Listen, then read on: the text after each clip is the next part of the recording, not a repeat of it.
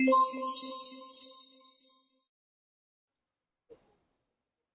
you want to clap so that I can sync the audio? Wait, what? Clap so we can sync the audio? Oh, okay, sure. Hold on. Do I just do... Yeah. Okay. Perfect. Thank you.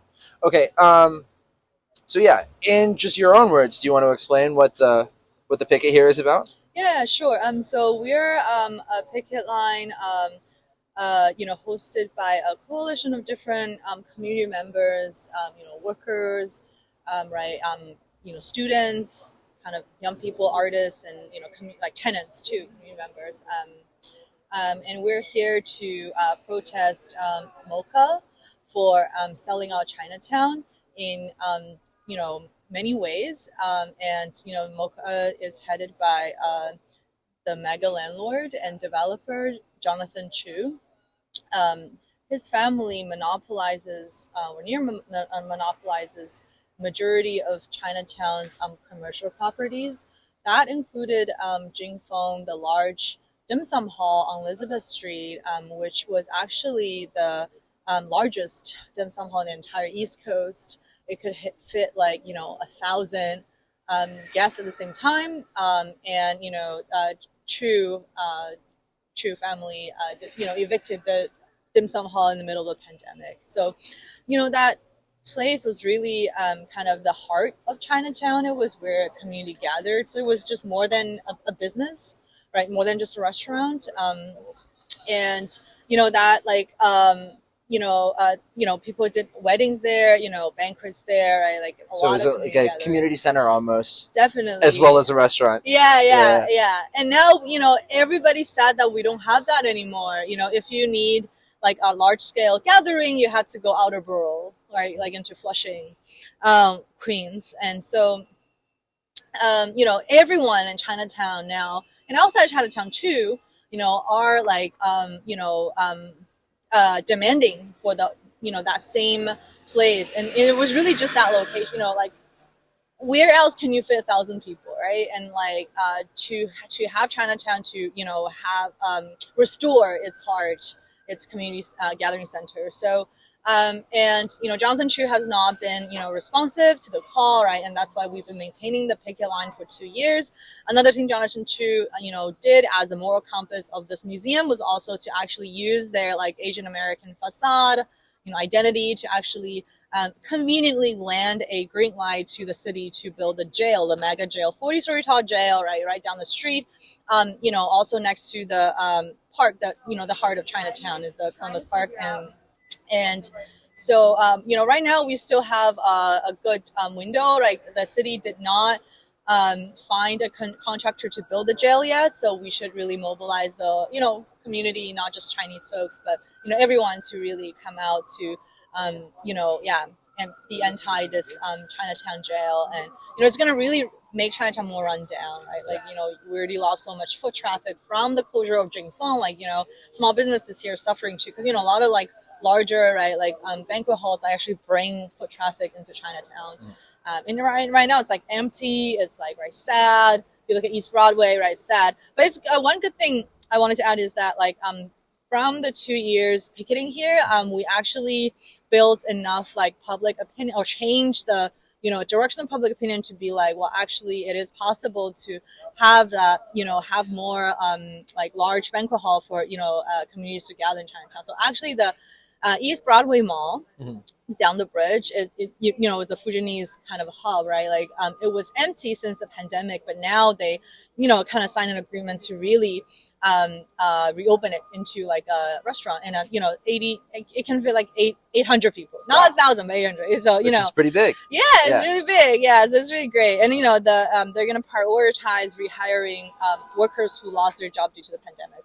Gotcha. Yeah. So then what I was hearing from just now, it seems like there is an intersection here of the issues about the jail, about displacement, yes, about gentrification, yes, and about a person who has positioned himself as a voice for Chinatown. Right. So do you want to talk a little bit more about the gentrification and how the community has been facing that, and also how that interacts with your picket here?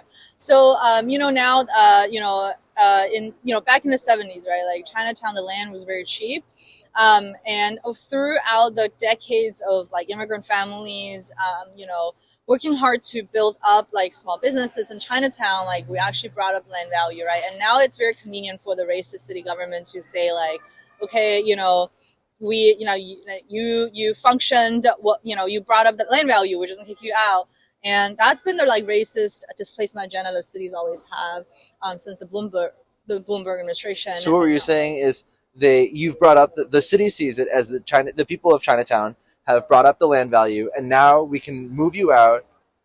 Yeah, basically kind of like we can raise the rent, like, right, encourage like, rich people to come here and, and encourage like, right, maybe because, for example, there was a rumor that like when Jonathan Chu closed down the Dim Sum Hall, there were some rumors that they're going to probably open a, Wall Street office, kind of type of thing in that, in lieu of like the, Dim Sum Hall. So, it was really that the city is collaborating with big developers, right, to, eye at Chinatown as like, fresh meat to basically build more and profit more. So, but now the city's learned a smarter way almost. Like, it's not gonna, just bring in developers like, in the daylight, but it's gonna use, right, like local, like it's gonna co-op local identities and develop a whole layer of like, I think at least from Chinatown that's gonna be willing to sell out Chinatown. Jonathan Chu doesn't live in Chinatown; he lives in Battery Park City, So, and you have a lot of like, like basically like Mocha, who's willing to, kind of say that, yeah, like, China, like actually what Mocha said was that, like, look, it's inevitable. Like Chinatown has to go. It's so sad we see Chinatown go, but let's at least protect this museum. Let's at least, protect this museum, get the 35 million, right? And the 35 million is a, conditional funding conditioned on the institution supporting the, mega jail. And so from the outside, people can see, actually this Chinatown jail had community support, like, because it has a community institution. Yeah. That has supported it. Right. And the 35 million is kind of the quote unquote community give back package. The bulk of it went to Boca. Got you. Yeah. So then I think I have one more question, and it's about Jonathan Chu. He's a big real estate developer, and he owns the hotel that's near the Manhattan Bridge. What is that? Yeah, it's 50 Bowery, or Hotel 50 Bowery. Got you. And what was it before? How long has it been a hotel? So I think before that, there was, dim sum halls like Silver Palace, Jing Feng was there, and then I think that after Silver Palace, he, developed it into a hotel. And actually the hotel has an opium den themed bar, like, at the ground floor. So it was very... Well, it's Orientalist and horrible. Yeah, it's horrible. You know that this hotel's going to sell out. So, yeah. And displays Chinatown. So then, I guess why I'm asking about the hotel is it seems like a specific example of them shutting down a restaurant and then replacing it with a hotel, which is by definition something that is not for the community. Right. A hotel is for other people outside to stay in. Right. So then they've taken a community center and then turned it into a space for people outside of the community. Right. In a former restaurant. So that spot is different. It's still a little different. It's right next to the former old Jing Feng.